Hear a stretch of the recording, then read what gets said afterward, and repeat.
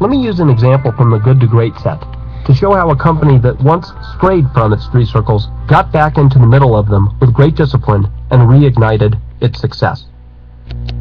For nearly 40 years, Pitney Bowes lived inside the warm and protective cocoon of a monopoly. With its close relationship to the United States Postal Service and its patents on postage meter machines, Pitney attained 100% of the metered mail market. By the end of the 1950s, nearly half of all U.S. mail passed through Pitney Bowes machines. With gross profit margins in excess of 80%, no competition, a huge market, and a recession-proof business, Pitney Bowes wasn't so much a great company as it was a company with a great monopoly. But then, as almost always happens to monopolies when the protective cocoon is ripped away, Pitney Bowes began a long slide. First came a consent decree that required Pitney Bowes to license its patents to competitors royalty-free. Within 6 years, Pitney Bowes had 16 competitors. Pitney fell into a reactionary chicken little, the sky is falling, diversification frenzy. It threw cash after ill-fated acquisitions and joint ventures. One of those turned into a $70 million bloodbath, 54% of stockholders' equity in the computer retail business. In 1973, the company lost money for the first time in its history. It was shaping up to be just another typical case of a monopoly-protected company gradually falling apart once confronted with the harsh reality of real competition. Fortunately, a Level 5 leader named Fred Allen stepped in and asked hard questions that led to deeper understanding of Pitney's role in the world. Instead of viewing itself as a postage meter company, Pitney came to see that it could be the best in the world at servicing the back rooms of businesses within the broader concept of messaging. It also came to see that sophisticated back-office products like high-end faxes and specialized copiers played right into its economic engine of profit per customer, building off its extensive sales and service network. Allen and his successor George Harvey instituted a model of disciplined diversification. For example, Pitney eventually attained 45% of the high-end fax market for large companies, a hugely profitable cash machine. The key point is that every step of the future diversification and innovation stayed within the three circles. After falling 77% behind the market from the consent decree to its darkest days in 1973, Pitney Bowes reversed course, eventually rising to over 11 times the market by the start of 1999. From 1973 to 2000, Pitney Bowes outperformed Coke, 3M, Johnson & Johnson, Merck, Motorola, Procter & Gamble, Hewlett-Packard, Walt Disney, and even GE. Can you think of any other company that emerged from the protective comfort of a monopoly to deliver this level of results?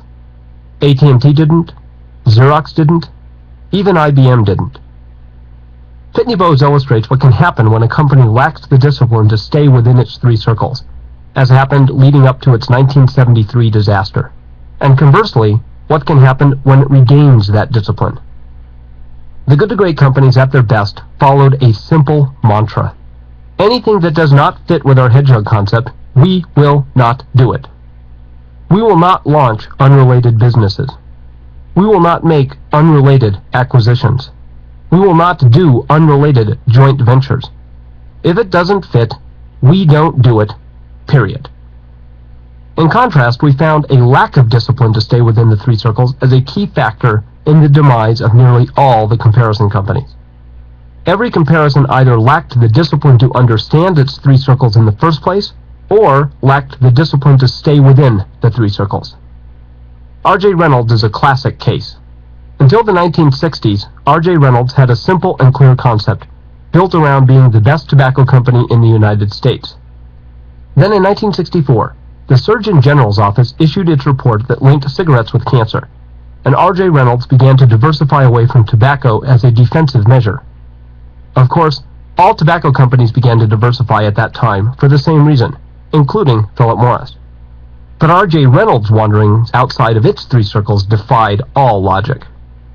R.J. Reynolds spent nearly a third of total corporate assets in 1970 to buy a shipping container company and an oil company, Sealand and Ammon Oil. The idea being to make money by shipping its own oil. Okay, that's not a terrible idea on its own. But what on earth did it have to do with R.J. Reynolds' hedgehog concept? It was a wholly undisciplined acquisition that came about in part because Sealand's founder was a close friend of R.J. Reynolds' chairman. After pouring more than $2 billion into Sealand, the total investment nearly equaled the entire amount of stockholders' equity. Finally, after years of starving the tobacco business to funnel funds into the sinking ship, R.J. Reynolds acknowledged failure and sold Sealand. One Reynolds' grandson complained, "Look, these guys are the world's best at making and selling tobacco products, but what do they know about ships or oil? I'm not worried about them going broke, but they look like country boys with too much cash in their pockets." Now, to be fair, Philip Morris did not have a perfect diversification record either, as evidenced by its failed purchase of 7-Up. However, in stark contrast to R.J. Reynolds, Philip Morris displayed greater discipline in response to the 1964 Surgeon General report. Instead of abandoning its hedgehog concept, Philip Morris redefined its hedgehog concept in terms of building global brands in not-so-healthy consumables: tobacco, beer, soft drinks, coffee, chocolate, processed cheese, etc. Philip Morris's superior discipline to stay within the three circles is one key reason why the results of the two companies diverged so dramatically after the 1964 report, despite the fact that they both faced the exact same industry threats. Few companies have the discipline to discover their hedgehog concept, much less the discipline to build consistently within it. They fail to grasp a simple paradox.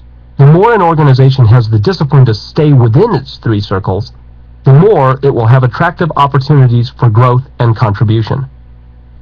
Indeed, a great company is more likely to die of indigestion of too much opportunity than starvation from too little. Let me repeat that. That's an important point.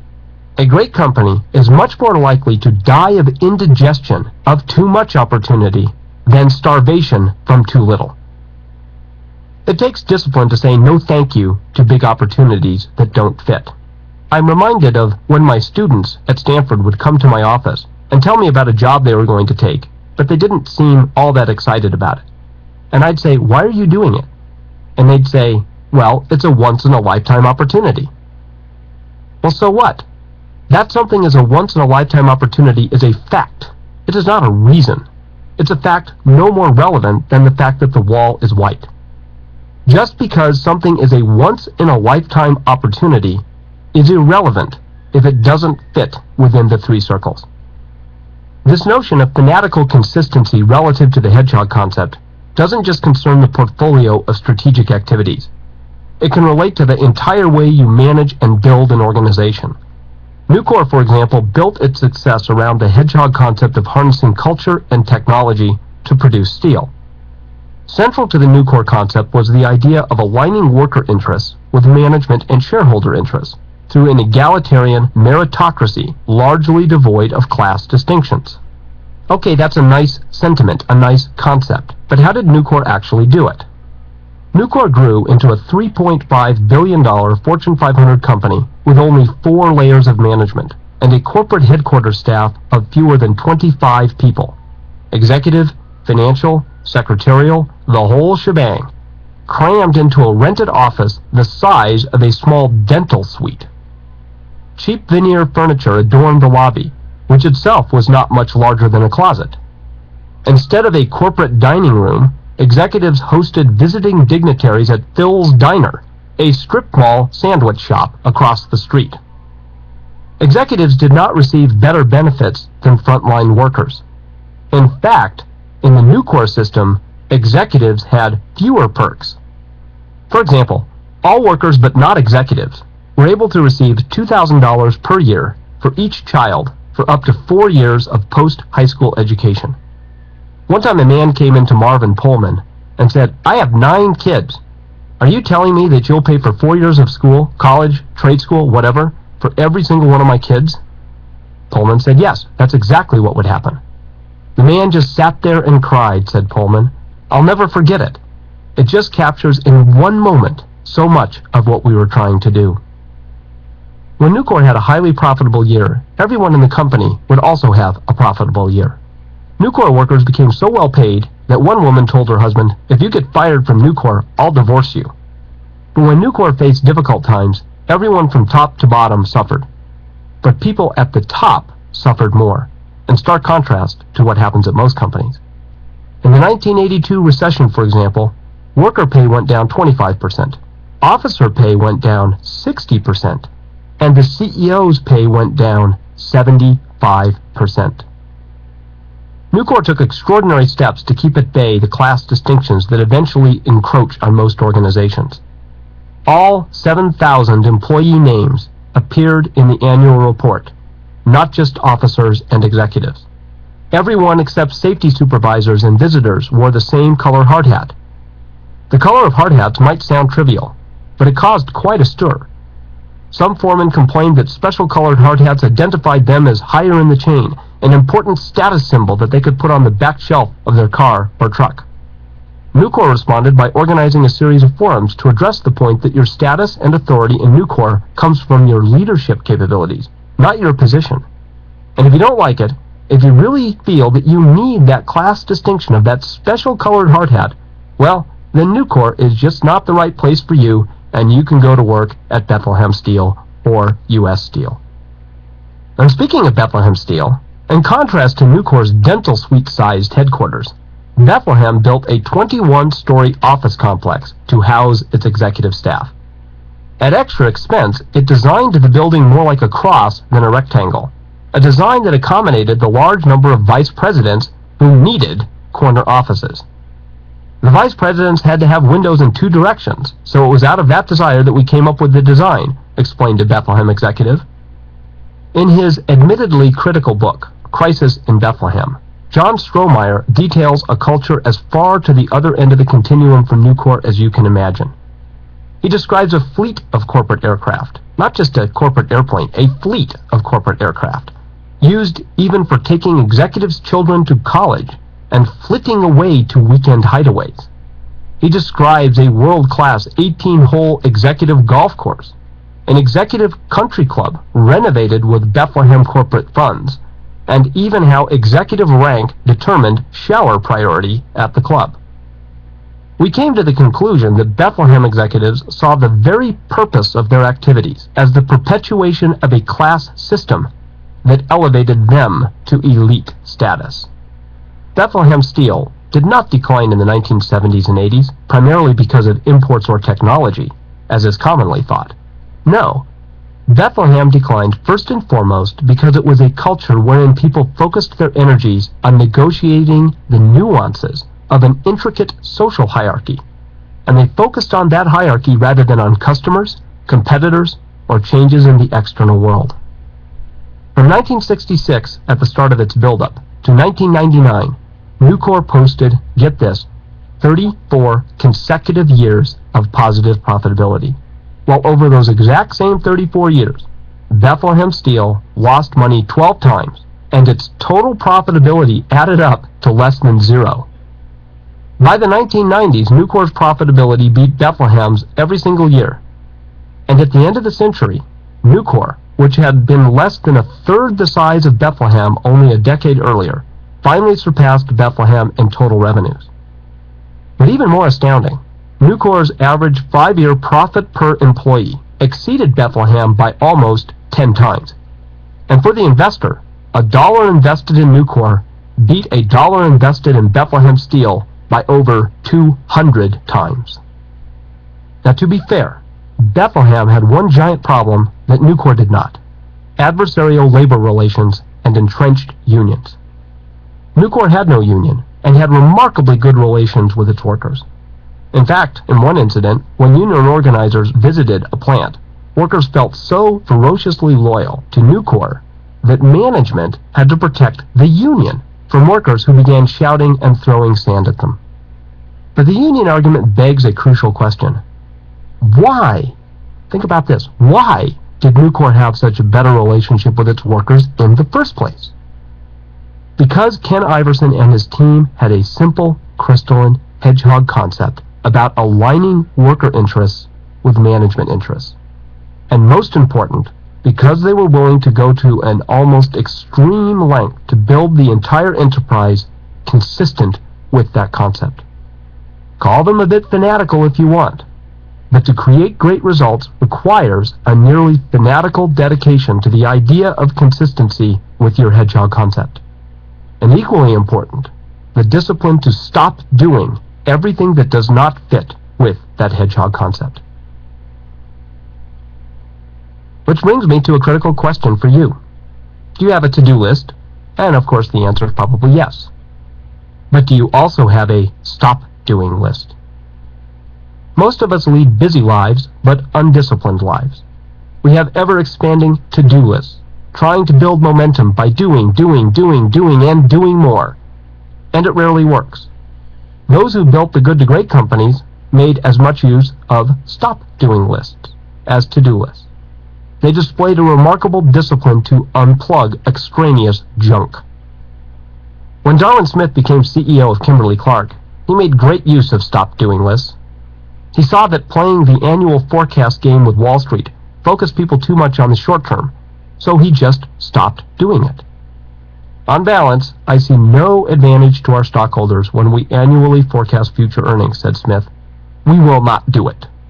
He saw title creep as a sign of class consciousness and bureaucratic layering, so he simply unplugged the titles. No one at the company would have a title unless they held a position where the outside world demanded a title. He saw increasing layers as the natural result of empire building, so he simply unplugged a huge stack of layers with a simple, elegant mechanism. If you can't justify to your peers the need for at least 15 people reporting to you to fulfill your responsibility, then you will have 0 people reporting to you. The good to great companies used the budget mechanism as a mechanism of stop doing. Stop and think about it for a minute. What is the purpose of budgeting? Most answer that budgeting exists to decide how much to give to each activity, or to manage costs, or both. From a good to great perspective, both of these answers are wrong. That is not the purpose of budgeting. The purpose of budgeting is to serve as a discipline to decide which arenas should be fully funded and which should not be funded at all. In other words, to go from good to great, you need to use the budget not to figure out how much each activity gets, but to determine which activities best support the hedgehog concept and should be fully strengthened, and which should be terminated. Remember, Kimberly-Clark didn't just reallocate resources from the paper business to the consumer business. It completely terminated that business, sold the mills, and invested all the money into the emerging consumer business. I had an interesting conversation with some executives from a company in the paper business. It's a good company, but not yet a great one, and they had visited my lab in Boulder. They had at one time competed directly with Kimberly-Clark, and out of curiosity I asked them what they thought of Kimberly-Clark. What Kimberly-Clark did is not fair, they said. Not fair? Oh, sure, they've become a much more successful company, they responded. But you know, if we'd sold our paper business and become a powerful consumer company, well then we could have been great too. But we just have so much invested in it, we couldn't have brought ourselves to do it. If you look back on the good to great companies, they displayed remarkable courage to channel their resources into only one or a few areas. Once they understood their 3 circles, they rarely hedged their bets. Recall Kroger's commitment to overturn its entire system to create superstores, while A&P clung to the safety of its older stores. The most effective investment strategy is a highly undiversified portfolio where you are right. As facetious as that sounds, that's essentially the approach the good to great companies took. Being right means getting the hedgehog concept. Highly undiversified means investing fully in those things that fit squarely within the 3 circles, and getting rid of everything else. Of course, the key here is the little caveat, when you are right. But how do you know when you're right? How do you make sure you are right? What do you do to become right? In studying the companies, we learned that being right just isn't that hard if you have all the pieces in place. If you have level 5 leaders who get the right people on the bus, if you confront the brutal facts of reality, if you create a climate where the truth is heard, if you have a council and work within the 3 circles, if you frame all decisions in the context of a crystalline hedgehog concept, if you act from understanding, not bravado, if you do all these things, then you are likely to be right on the big decisions. The real question is, once you know the right thing, do you have the discipline to do the right thing? And equally important, to stop doing the wrong things. Chapter 7. Technology Accelerators. On July 28, 1999, Drugstore.com, one of the first internet pharmacies, sold shares of its stock to the public. Within seconds of the opening bell, the stock multiplied nearly threefold to $65 per share. 4 weeks later, the stock closed as high as $69, creating a market valuation of over $3.5 billion. Not bad for an enterprise that had sold products for less than 9 months, had fewer than 500 employees, offered no hope of investor dividends for years, if not decades, and deliberately planned to lose hundreds of millions of dollars before turning a single dollar of profit. What rationale did people use to justify these rather extraordinary numbers? New technology will change everything, the logic went. The internet is going to completely revolutionize all business, the gurus chanted. It's the great internet land grab. Be there first, be there fast, build market share, no matter how expensive, and you win, yelled the entrepreneurs. We entered a remarkable moment in history when the whole idea of trying to build a great company seemed quaint and outdated. Built to flip became the mantra of the day. Just tell people you are doing something, anything connected to the internet, and presto, you became rich by flipping shares to the public, even if you had no profits or even a real company. Why take all the hard steps to go from build-up to breakthrough, creating a model that actually works, when you could just yell, new technology or new economy, and convince people to give you hundreds of millions of dollars? Some entrepreneurs didn't even bother to suggest that they would build a real company at all, much less a great one. One even filed to go public in March of 2000 with an enterprise that consisted only of an informational website and a business plan, nothing more. The entrepreneur admitted to the industry standard that it seemed strange to go public before starting a business, but that didn't stop him from trying to persuade investors to buy 1.1 million shares at $7 to $9 per share, despite having no revenues, no employees, no customers, no company. With the technology of the internet, who needs all those archaic relics of the old economy? Or so the logic went. At the high point of this insanity, Drugstore.com issued its challenge to Walgreens. At first, Walgreens stock suffered from the invasion of the dot-coms, losing over 40% of its price in the months leading up to the Drugstore.com public offering. Wrote Forbes in 1999, October, investors seem to think that the web race will be won by competitors who hit the ground running, companies like Drugstore.com, which trades at 398 times revenue, rather than Walgreens, trading at 1.4 times revenue. Analysts downgraded Walgreens stock, and the pressure on Walgreens to react to the internet threat increased as nearly $15 billion in market value evaporated. How did Walgreens respond in the midst of this frenzy? Dan Jornt told Forbes in describing the deliberate, methodical approach to the internet that Walgreens would take, "We're a crawl, walk, run company." Instead of reacting like Chicken Little, Walgreens executives did something quite unusual for the times. They decided to pause and reflect. They decided to use their brains. They decided to think. Slow at first, crawl, Walgreens began experimenting with a website while engaging in an intense internal dialogue and debate about its implications. In particular, they discussed, how does it fit with our hedgehog concept? How will it connect to our convenience idea? How can we tie it to our economic denominator of cash flow per customer visit? Throughout, the Walgreens executives embraced the Stockdale paradox. We have complete faith that we can prevail in an internet world as a great company, but we must also confront the brutal facts of reality about that internet. One Walgreens executive told us a fun little story about this remarkable moment. An internet leader made a statement about Walgreens along the lines of, Oh, Walgreens. They're too old and stodgy for the internet world. They'll be left behind. The Walgreens people, irked by this arrogant comment from the internet elite, never seriously considered a public response. Said the executive, "Let's quietly go about doing what we need to do, and it will become clear soon enough that they just pulled the tail of the wrong dog." Then a little faster. Now we've gone from crawl to walk.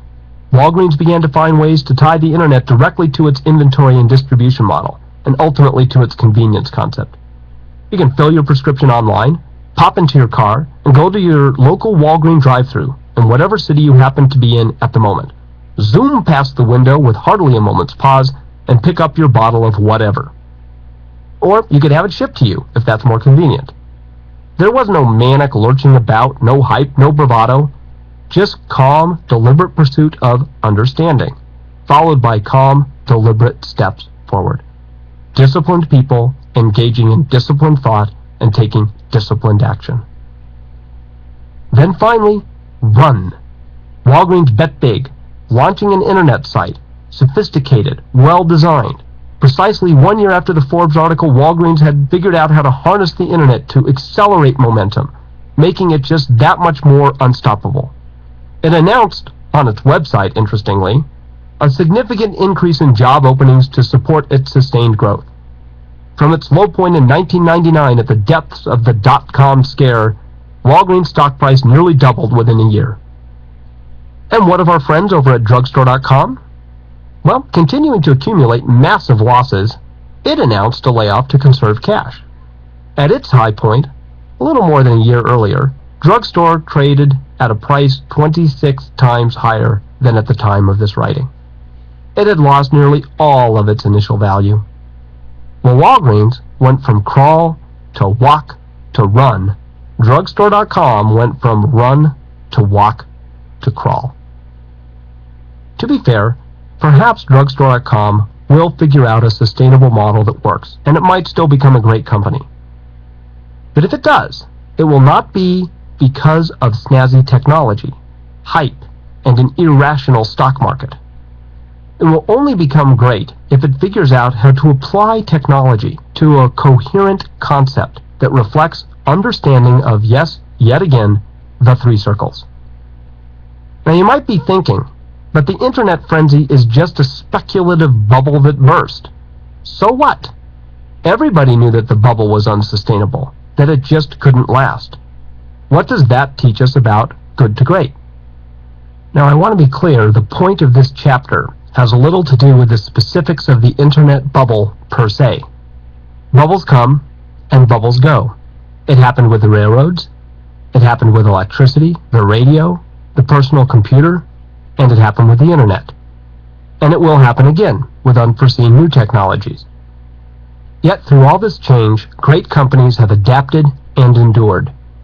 Most of the truly great companies of the last 100 years, from Walmart to Walgreens, from Procter & Gamble to Kimberly-Clark, from Merck to Abbott, trace their roots back through multiple generations of technology change, be it electricity, the television, or the internet. They've adapted before, and the best ones will adapt again. Technology-induced change is nothing new. The real question is not, what is the role of technology? Rather, the real question is, how do great organizations think differently about technology? We could have predicted that Walgreens would eventually figure out the internet. The company had a history of making huge investments in technology long before other companies in its industry became tech-savvy. In the early 1980s, it pioneered a massive network system called Intercom. The idea was simple. By linking all Walgreens stores electronically and sending customer data to a central source, it turned every Walgreens outlet in the country into a customer's local pharmacy. Suppose you live in Florida, but you're visiting Phoenix and you need a prescription refill. No problem. The Phoenix store is linked to the central system, and it's just like going down to your hometown Walgreens store. This might seem mundane by today's high-tech standards, but when Walgreens made the investment in the late 1970s, no one else in the industry had anything like it. It even had a $100 million satellite system.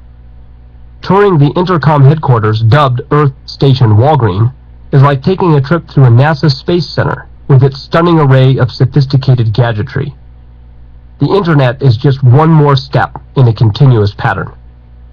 The Walgreens case reflects a general pattern. In every good to great case, we did find technological sophistication. However, it was never technology per se, but pioneering application of carefully selected technologies.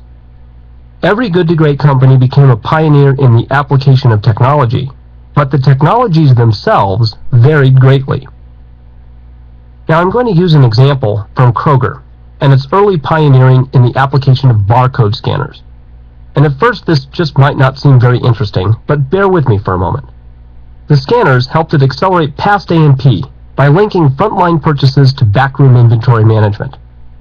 Think of it this way. Imagine walking back into the warehouse, and instead of seeing boxes of cereal and crates of apples, you see stacks and stacks of dollar bills. Hundreds of thousands and millions of freshly minted, crisp, and crinkly dollar bills, just sitting there on pallets, piled high to the ceiling. That's exactly how you should think of inventory. Every single case of canned carrots is not just a case of canned carrots. It's cash. And it's cash just sitting there useless until you sell that case of canned carrots. Recall how Kroger systematically shed its dreary old and small grocery stores, and it replaced them all with those big, nice, shiny superstores. To get this done required more than $9 billion of investment, cash that would somehow have to be pulled out of the low-margin grocery business. To put it in perspective, Kroger put more than twice its total annual profits into capital expenditures on average every year for 30 years.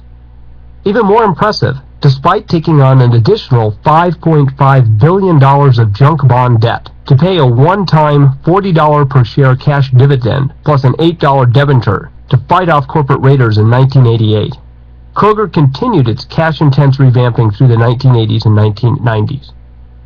Kroger turned over all its stores, improved the overall shopping experience, radically expanded the variety of products, and paid off billions of dollars of debt. Kroger's use of scanning technology, linked back to managing its inventory, helped it take hundreds of millions of crisp and crinkly dollar bills out of the warehouse, and to put them to better use, this became a key element in its ability to pull off its magic trick, pulling not one, not two, but 3 rabbits out of a hat. Gillette also pioneered the application of technology, but its technology accelerators were in manufacturing technology. Think about the technology required to make billions, literally billions, of low-cost, high-tolerance razor blades. When you and I get a razor blade, we expect it to be perfect. We don't want it to be defective and to slice our skin. The whole key to Gillette shaving systems lay in manufacturing technology so unique and proprietary that Gillette protected it the way Coca-Cola protects its secret formula, complete with armed guards and security clearances. So to put this in perspective, we did find that every good to great company had pioneering applications of technology. But the key is to see that the technology is an accelerator, not a fundamental creator of momentum. Notice, our discussion of technology is here, but it's not until Chapter 7 of our work. Let's return to Fannie Mae. When Jim Johnson became CEO of Fannie Mae following David Maxwell, he and his leadership team hired a consulting firm to conduct a technology audit. The lead consultant, Bill Kelvey, used a 4-level ranking, with 4 being cutting edge and 1 being in the Stone Age. Fannie Mae ranked only a 2. Over the next 5 years, Kelvey systematically took Fannie Mae from a 2.0 to a 3.8 on the 4-point ranking. We moved technology out of the back office and harnessed it to transform every part of the business. Kelvey further explained, we created an expert system that lowers the cost of becoming a homeowner. Lenders using our technology reduced the loan approval time from 30 days to 30 minutes and lowered the associated cost by over $1,000 per loan. And to date, the system has saved homebuyers nearly $4 billion. Now just notice something here. The Fannie Mae transition began in 1981. Yet the company lagged behind in the application of technology until the early 1990s. Yes, technology became of prime importance to Fannie Mae, but after it discovered its hedgehog concept, and after it reached breakthrough. Technology was a key part of what Fannie Mae leaders called the second wind of the transformation, and acted as an accelerating factor of greatness that was already in place. The same pattern holds for Kroger, Gillette, Walgreens, and all the good to great companies. The pioneering application of technology usually came late in the transition and never at the start. This brings us to the central point of this chapter, and a key point about the use of technology in general. When used right, technology becomes an accelerator of momentum, not a creator of momentum. The good to great companies never began their transitions with pioneering technology, for the simple reason that you cannot make good use of technology until you know which technologies are relevant. And which are those? Well, you guessed it. Those, and only those, that link directly to the three intersecting circles of your hedgehog concept. Any technology that does not, and that you don't need, you can ignore.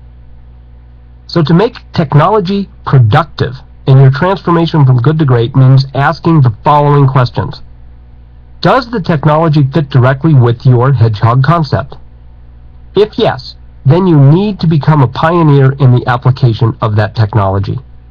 If no, then ask, do you need this technology at all? If yes to that question, then all you need is parity. You don't, after all, need the most advanced phone system in the world to be a great company. But if you don't need the technology at all, and it doesn't fit with your hedgehog concept, then the technology is irrelevant. We came to see the pioneering application of technology as just one more way in which the good to great companies remained disciplined within the frame of their hedgehog concept. Their relationship to technology is no different than their relationship to any other category of decisions. Disciplined people who engage in disciplined thought and who then take disciplined action.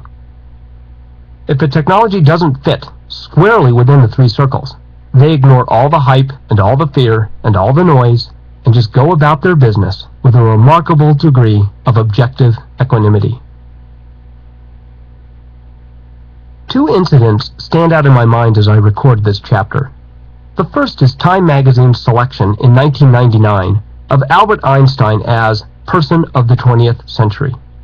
If you frame the Person of the Century selection around the question, how different would the world be today if that person had not existed, the choice of Einstein is surprising compared to leaders like Churchill, Hitler, Stalin, or Gandhi, people who truly changed the course of human history for better or worse. Physicists point out that the scientific community would have reached an understanding of relativity with or without Einstein. Perhaps 5 years later, certainly 10, but not 50. In explaining their selection, Time editors wrote, "The 20th century will be most remembered for its earth-shaking advances in science and technology, which advanced the cause of freedom in some ways more than any statesman did. In a century that will be remembered foremost for its science and technology, one person stands out as the paramount icon of our age, Albert Einstein." In essence, the Time editors didn't pick the person of the century so much as they picked the theme of the century, technology and science, and attached the most famous person to it. Interestingly, just a few days before the Einstein announcement, Time announced its Person of the Year for 1999. Who did it pick? None other than e-commerce superstar Jeff Bezos of Amazon.com, reflecting yet again our cultural obsession with technology-driven change. Now let me be clear, I neither agree nor disagree with Time's choices. I simply find them interesting and illuminating, because it gives us a window into our modern psyche. Clearly, a key item on our collective mind is technology and its implications. Which brings me to the second incident which is on my mind. Taking a short break from the rigors of finishing Good to Great, I traveled to Minnesota to teach sessions at the Masters Forum. The Masters Forum has held executive seminars for nearly 15 years, and I was curious to know which themes appeared repeatedly over those years.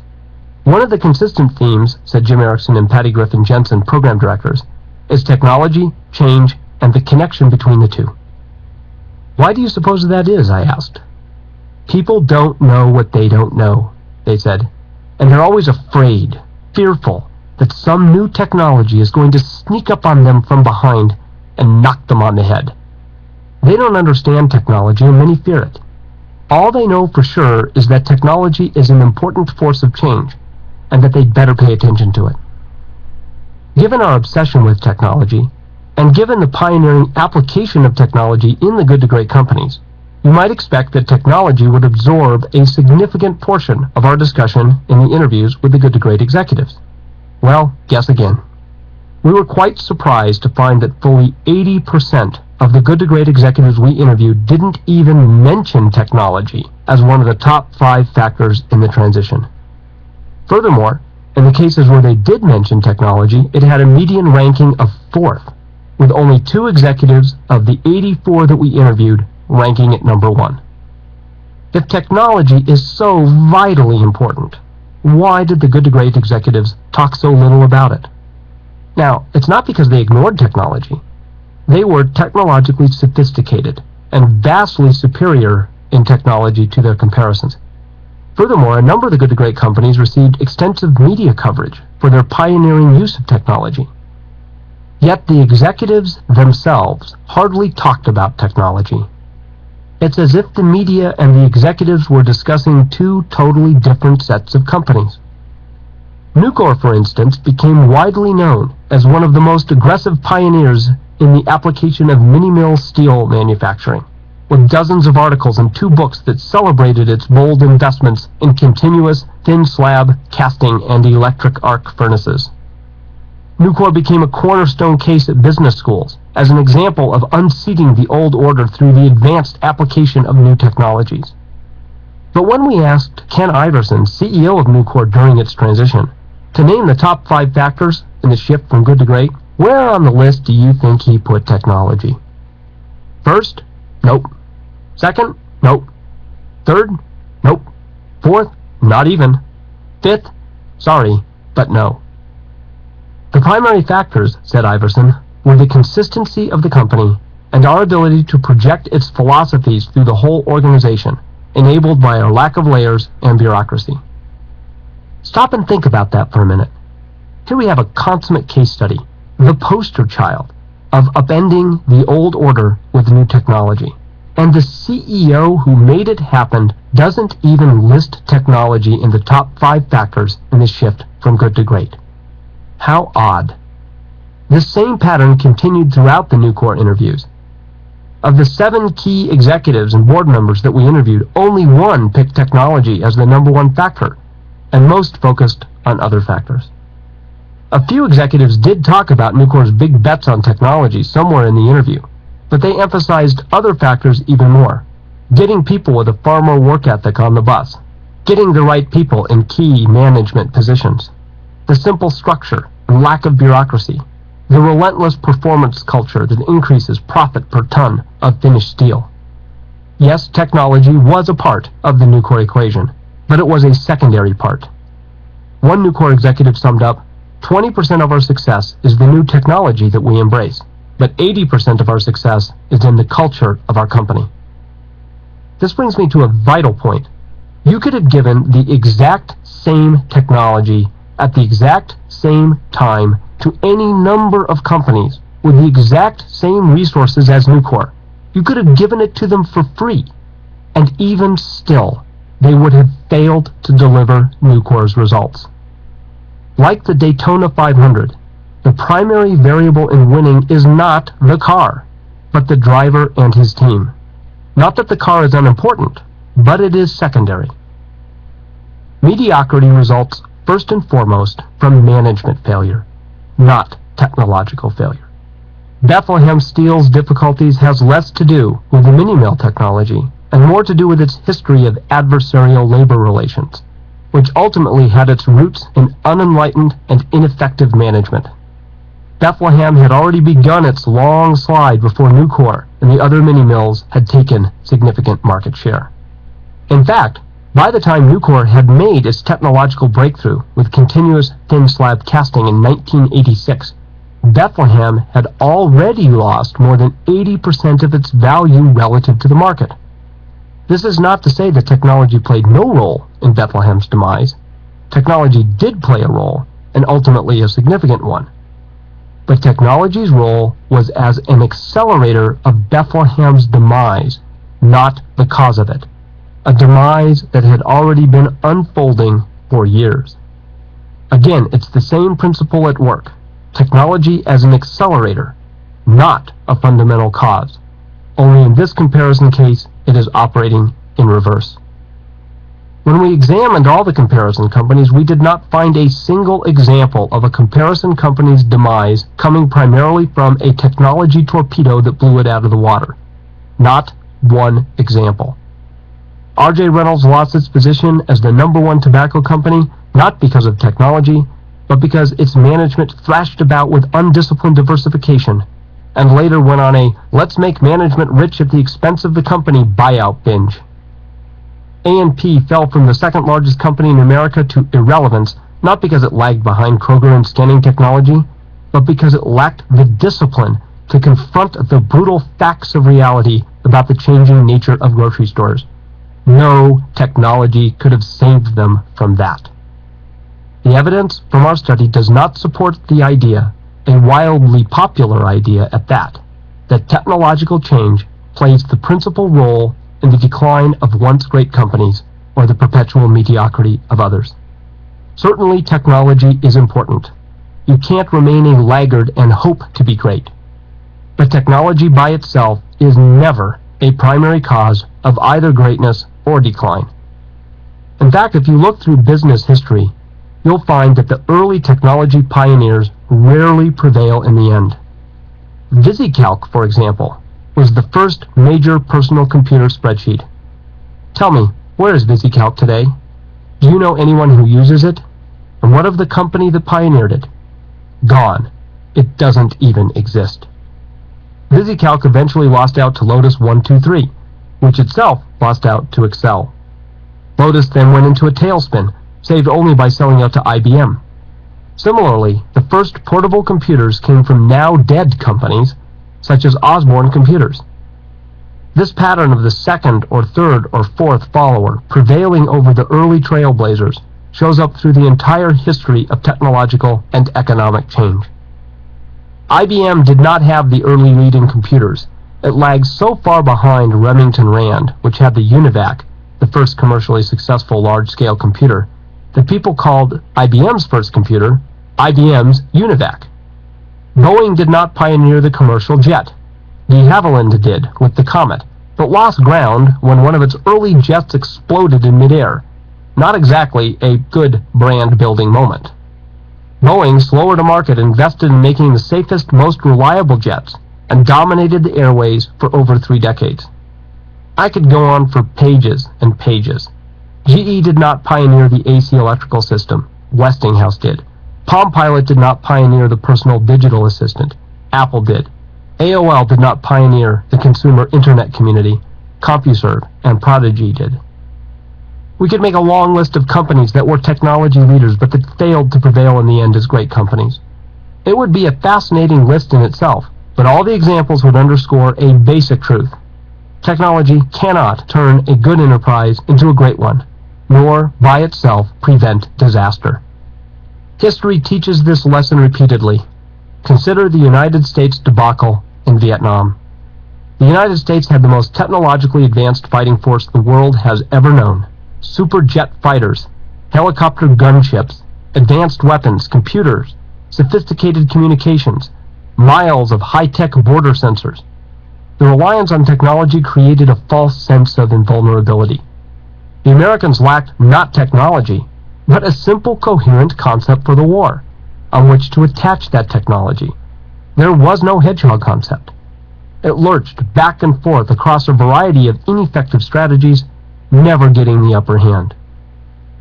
Meanwhile, the technologically inferior North Vietnamese forces adhered to a simple, coherent hedgehog concept. A guerrilla war of attrition, aimed at methodically wearing down public support for the war at home. What little technology the North Vietnamese did employ, such as the AK-47 rifle, much more reliable and easier to maintain in the field than the complicated M16, linked directly to that simple concept. And in the end, as you know, the United States, despite all its technological sophistication, did not succeed in Vietnam. If you ever find yourself thinking that technology alone holds the key to success, then think again of Vietnam. In fact, thoughtless reliance on technology is a liability, not an asset. Of course, when used right, when linked to a simple, clear, and coherent concept rooted in deep understanding, technology is an essential driver in accelerating forward momentum. But when used wrong, when grasped as an easy solution without understanding of how it links to a coherent concept, technology simply accelerates your own self-created demise. The research team debated whether this topic merited its own chapter. "There must be a technology chapter," said Scott Jones. "We're bombarded by the importance of technology these days at the business school. If we don't address it, we'll leave a huge hole in the framework." "But," countered Brian Larson, "it seems to me that our technology finding is just a special case of disciplined action, and it belongs in the previous chapter. Disciplined action means staying within the 3 circles, and that's the essence of our technology finding." "True, but it is a very special case," pointed out Scott Cederberg. "Every one of the companies became extreme pioneers in the application of technology, long before the rest of the world became technology obsessed." "But," retorted Amber Young, "compared to our other findings like Level 5, the hedgehog concept, and First 2, technology feels like a much smaller issue." I agree with Brian. Technology is important, but as a subset of discipline, or perhaps the next concept, the flywheel. We argued back and forth throughout the summer. Then Chris Jones, in her typically quiet and thoughtful way, posed a key question. Why? Why did the good to great companies maintain such a balanced perspective on technology, when most companies become reactionary, lurching and running about like Chicken Little, as we're seeing with the internet? Why indeed? Chris's question led us to an essential difference between great and good, a difference that ultimately tipped the balance in favor of including this chapter. If you had the opportunity to sit down and read all 2,000 plus pages of transcripts from the Good to Great interviews, you'd be struck by the utter absence of talk about competitive strategy. Yes, they did talk about strategy, and they did talk about performance, and they did talk about becoming the best, and they even talked about winning. But they never talked in reactionary terms, and never defined their strategies principally in response to what others were doing. They talked in terms of what they were trying to create, and how they were trying to improve relative to an absolute standard of excellence. Those who built the good to great companies weren't motivated by fear. They weren't motivated by fear of what they didn't understand. They weren't driven by fear of looking like a chump. They weren't driven by fear of watching others hit it big while they don't. They weren't driven by fear of being hammered by the competition. No, those who turn good into great are motivated by a deep creative urge, and an inner compulsion for sheer unadulterated excellence for its own sake. Those who build and perpetuate mediocrity, in contrast, are motivated more by the fear of being left behind. Never was there a better example of this difference than during the technology bubble of the late 1990s, which happened to take place right smack in the middle of the research on good to great. It served as an almost perfect stage to watch the difference between great and good play itself out, as the great ones responded like Walgreens, with calm, objective equanimity and quiet, deliberate steps forward. Disciplined people engaged in disciplined thought and taking disciplined action, while the mediocre ones lurched about in fearful, frantic reaction. The big point of this chapter is not about technology. No technology, no matter how amazing, not computers, not telecommunications, not robotics, not the internet, can by itself ignite a shift from good to great. No technology can make you level 5. No technology can turn the wrong people into the right people, or give you the discipline to get the wrong people off the bus, and only the right people on the bus. No technology can instill the discipline to confront the brutal facts of reality, nor can it instill unwavering faith. No technology can supplant the need for deep understanding of the 3 circles, and the translation of that understanding into a simple hedgehog concept. No technology can create a culture of discipline. No technology can instill the simple inner belief that leaving unrealized potential on the table, letting something remain good when it can become great, is a secular sin. Those that stay true to these fundamentals and maintain their balance, even in times of great change and disruption, will accumulate the momentum that creates breakthrough momentum. Those that do not, those who fall into reactionary lurching about, will spiral downward or remain mediocre. This is the big picture difference between great and good, the gestalt of the whole study, captured in the metaphor of the flywheel versus the doom loop. And it is to that overarching contrast that we now turn. Chapter 8. The Flywheel and the Doom Loop. Picture a huge, heavy flywheel, a massive metal disc, mounted horizontally on an axle, about 30 feet in diameter, 2 feet thick, and weighing about 5,000 pounds. Now imagine that your task is to get the flywheel rotating on the axle as fast and long as possible. Pushing with great effort, you get the flywheel to inch forward, moving almost imperceptibly at first. You keep pushing, and after 2 or 3 hours of persistent effort, you get the flywheel to complete one entire turn. But you don't stop. You keep pushing, and the flywheel begins to move a bit faster, and with continued effort, you move it around a second rotation. You keep pushing in an intelligent, consistent direction. 3 turns, 4, 5, 6, the flywheel builds up speed. 7, 8, you keep pushing. 9, 10, it builds momentum. 11, 12, moving faster and faster with each turn. 20, 30, 50, 100. Then, at some point, breakthrough. The momentum of the thing kicks in your favor, hurling the flywheel forward, turn after turn. Whoosh! Its own heavy weight working for you.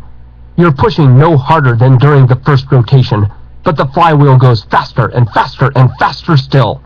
Each turn of the flywheel builds upon the work done earlier, compounding your investment of effort.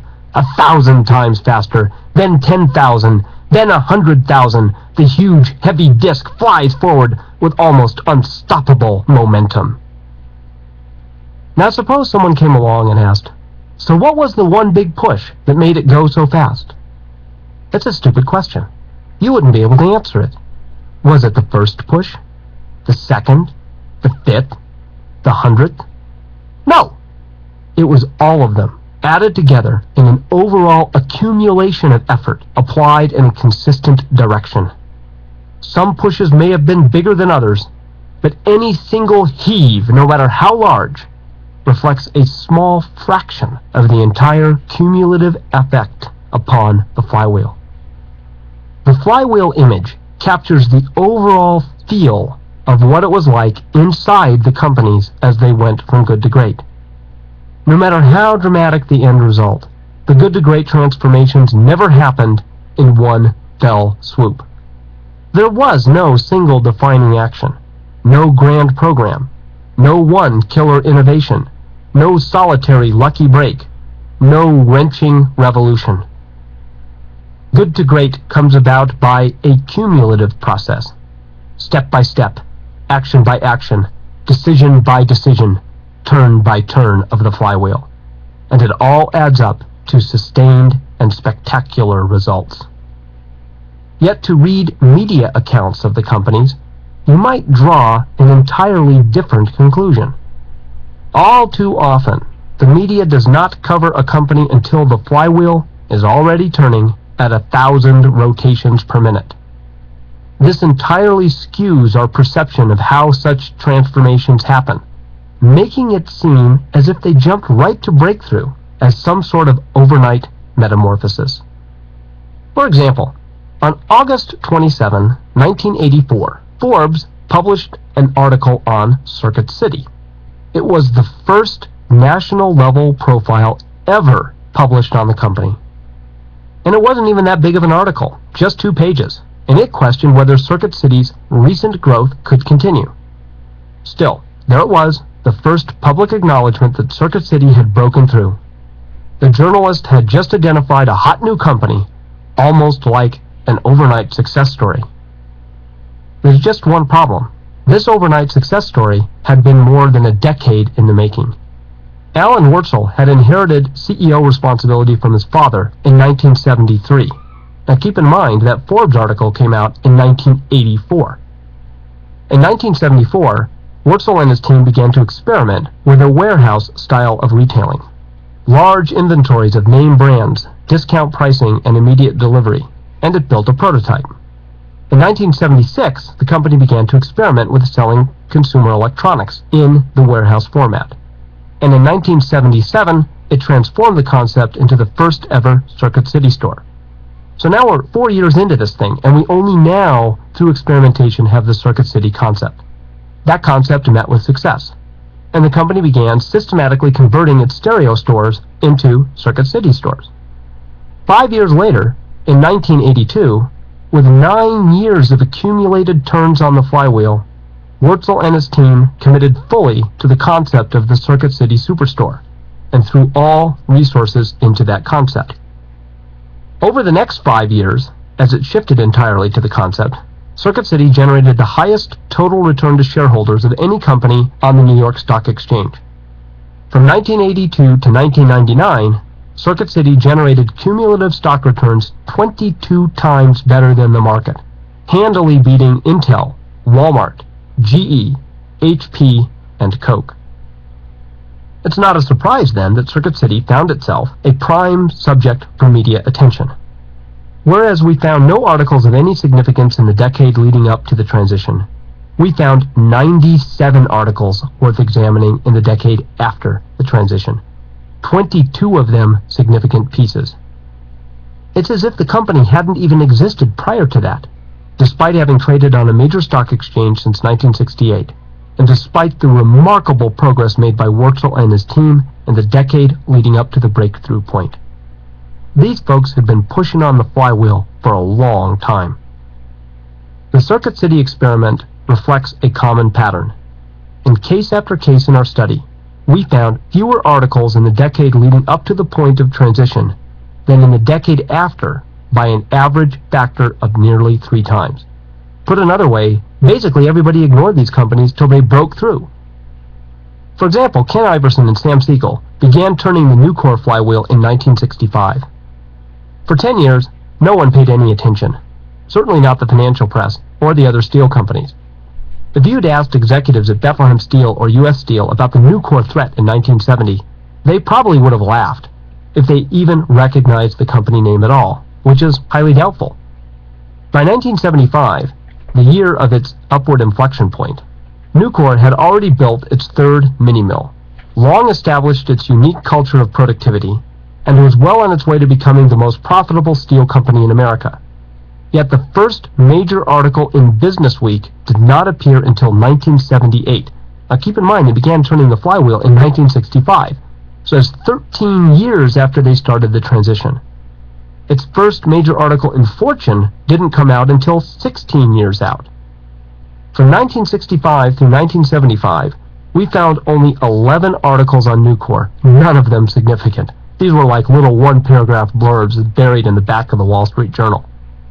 But then from 1976 through 1995, once the stock chart shot up and they were on their climb, gone from good to great, we collected 96 articles on Nucor, 40 of them being major profiles or nationally prominent features.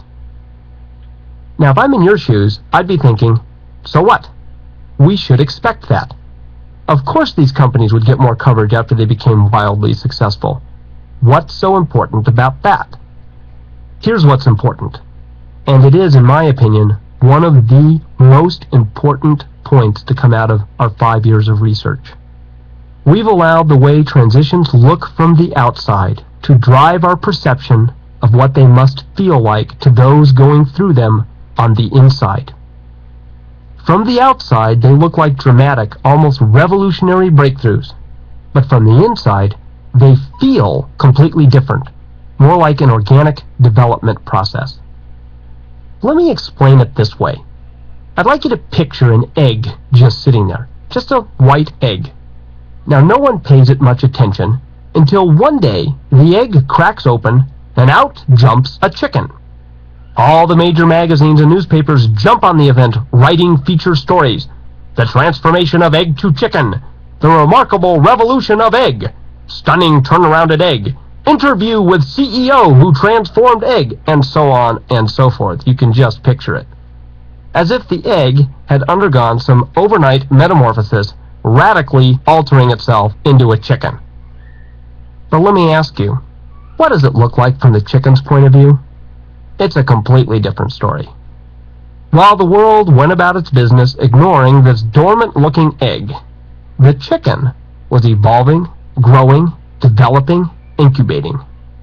From the chicken's point of view, cracking the egg is simply one more step in a long chain of steps leading up to that moment.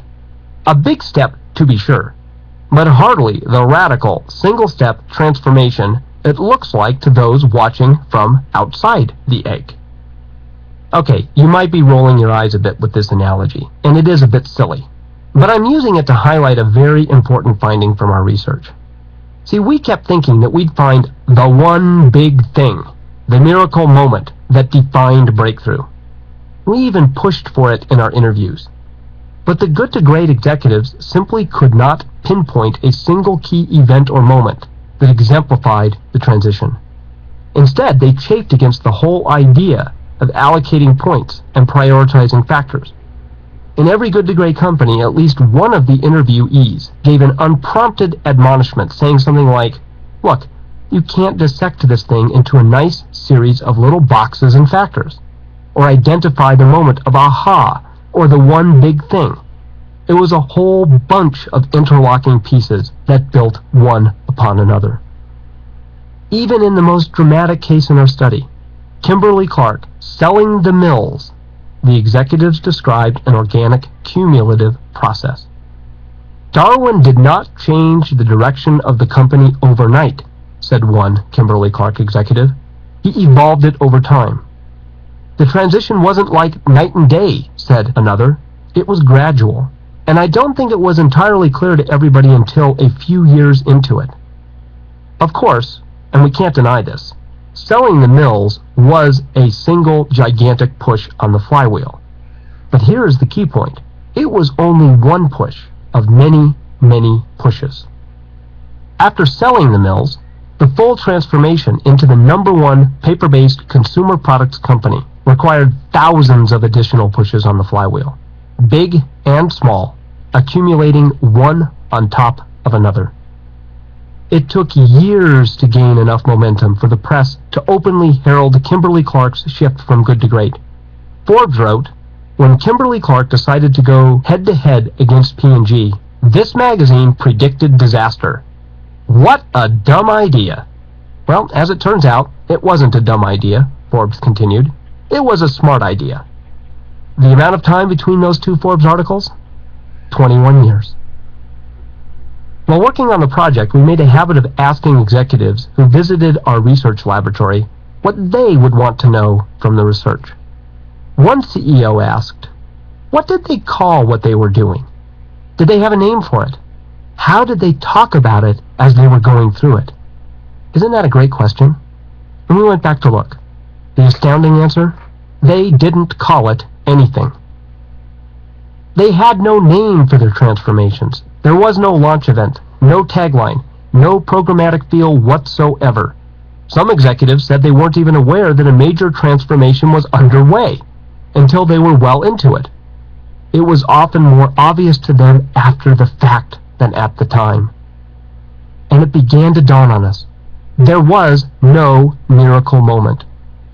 Although it may have looked like a single-stroke breakthrough to those peering in from the outside, it was anything but that to people experiencing the transformation from within.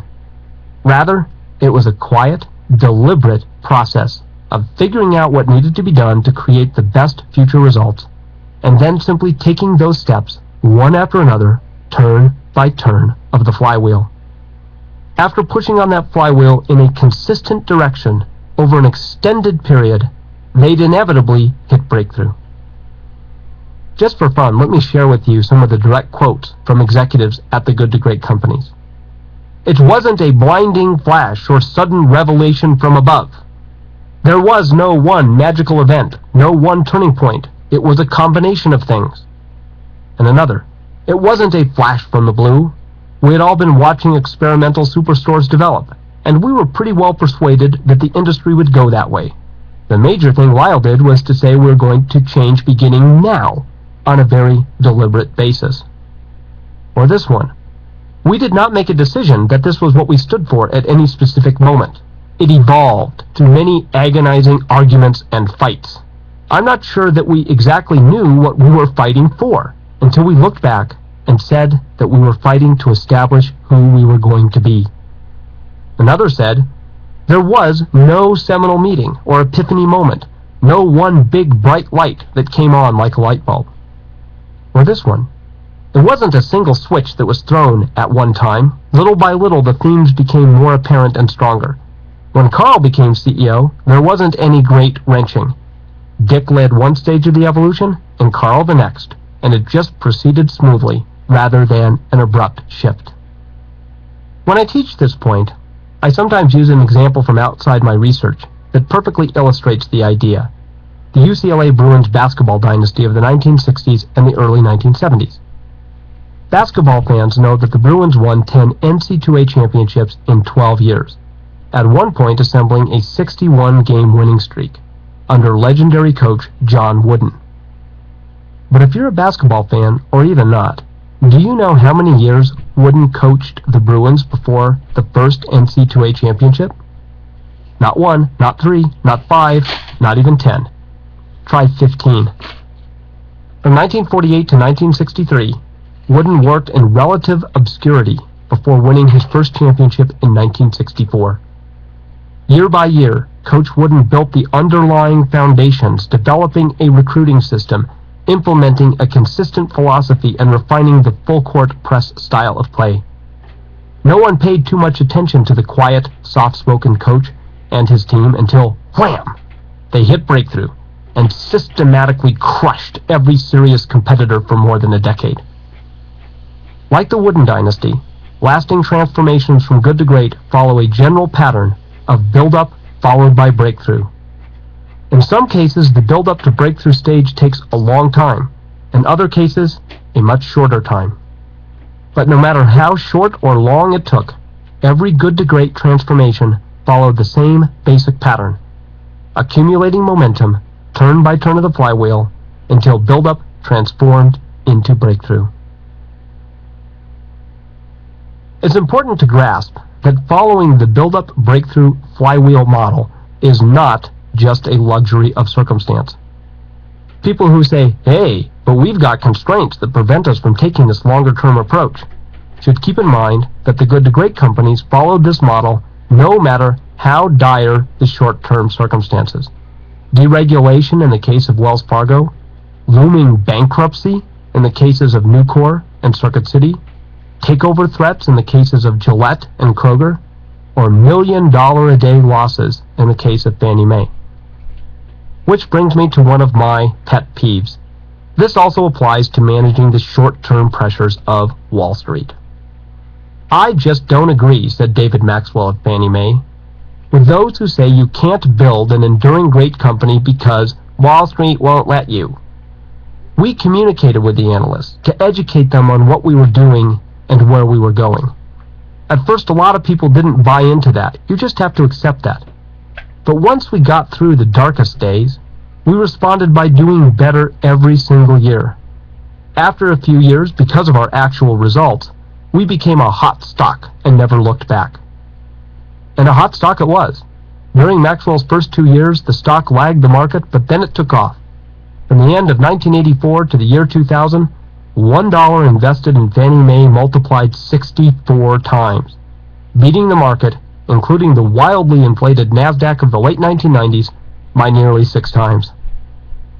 The good to great companies were subject to the same short-term pressures from Wall Street as the comparison companies. Yet unlike the comparison companies, they had the patience and the discipline to follow the build-up breakthrough flywheel model despite these pressures. Folks, that's a lot of what Level 5 is all about. You have the discipline to follow the build-up breakthrough flywheel model despite those pressures. And in the end, they attained extraordinary results by Wall Street's own measure of success.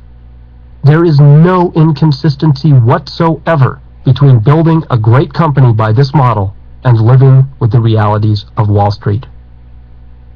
We learned that the key is to harness the flywheel to manage these short-term pressures. One particularly elegant method for doing so came from Abbott Laboratories, using a mechanism it called the Blue Plans. Each year, Abbott would tell Wall Street analysts that it expected to grow earnings a specified amount, say 15%. At the same time, it would set an internal goal of a much higher growth rate, say 25% or maybe even 30%. Meanwhile, it kept a rank-ordered list of proposed entrepreneurial projects that had not yet been funded, and they called these the Blue Plans. Toward the end of the year, Abbott would pick a number that exceeded analyst expectations, but that fell short of its actual growth. It would then take the difference between the make the analysts happy growth and the actual growth, which was much higher, and channel those funds into the Blue Plans. It was a brilliant mechanism for managing short-term pressures while systematically investing in the future. Like Fannie Mae and Abbott, all the good to great companies effectively managed Wall Street during their build-up breakthrough years, and they saw no contradiction between the two. They simply focused on accumulating results, often practicing the time-honored discipline of under-promising and over-delivering. And as the results began to accumulate, as the flywheel built momentum, the investing community came along with great enthusiasm.